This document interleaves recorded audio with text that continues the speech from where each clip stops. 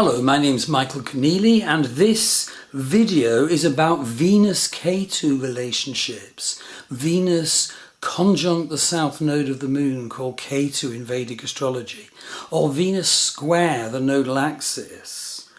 And basically, there's a wonderful blog post with it, and it's got an associated video and blog on Venus Chiron, which, please look at that.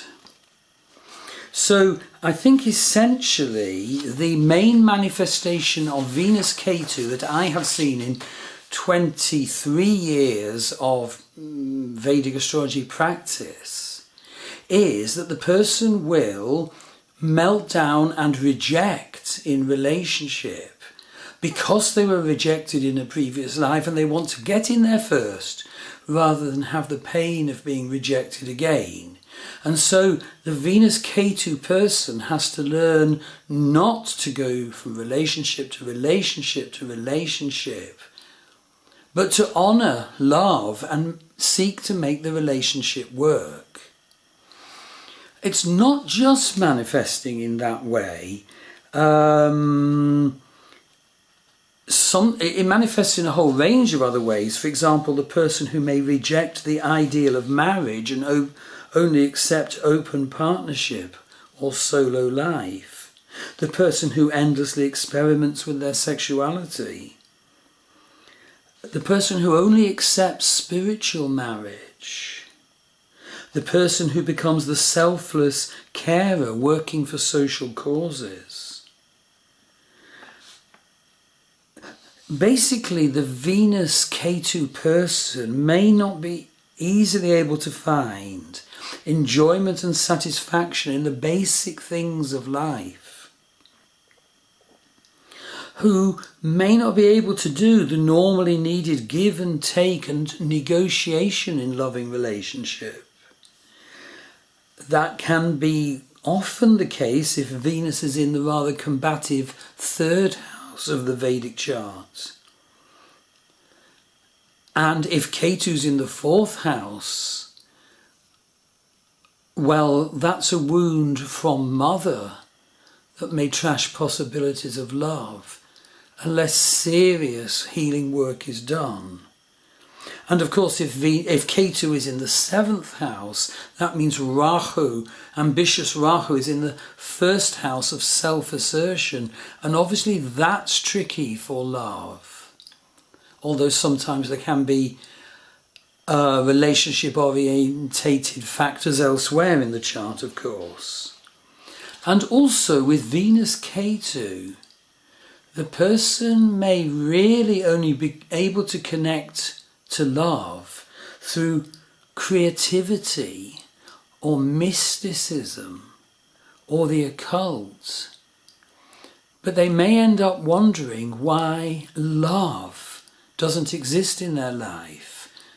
And so it's very good to have a reading of your Vedic birth chart.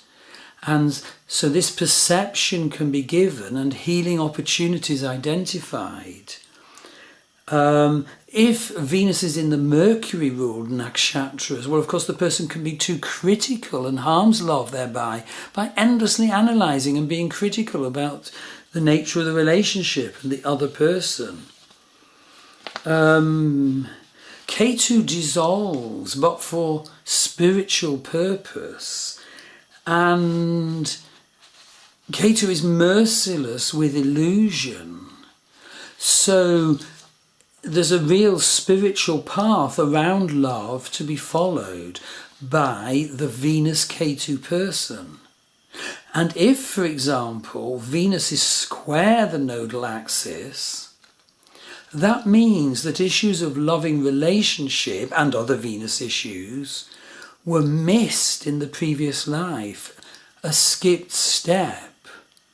And so applying evolutionary astrology, again, there so needs to be perception of that, healing of it. Okay, what healing is there?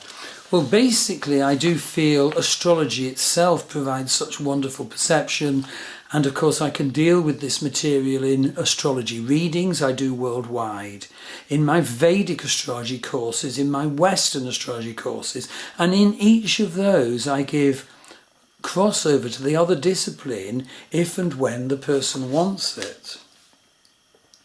But also in the associated blog I give some webpage links to work done by my wife Maggie Pashley worldwide, and indeed at the Healing Centre here, and another one she works at in Sligo. But normally these sort of things will be worldwide. And so that involves, for example, going into past life, identifying and healing Venus Ketu type scripts, going into future life progression, identifying where your life is heading. If it's good, doing work to support that. If you see what you don't like, doing work to avoid that. There's reading of the Akashic records. There's soul realignment.